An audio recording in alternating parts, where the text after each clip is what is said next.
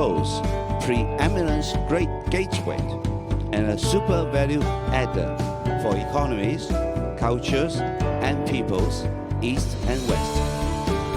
Of course, all this is made possible by the unique one country, two systems principle, and we will continue to play an engaging role in defining and shaping the mega trends of this 21st century. So going to Asia, for us it was quite obvious to go to Hong Kong because it is a gate to Asia, and it is of course part of the largest economy in Asia, which is China.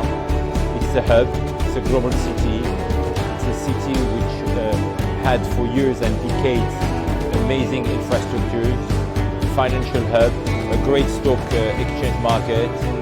So for us it was quite natural to start in Asia by Hong Kong.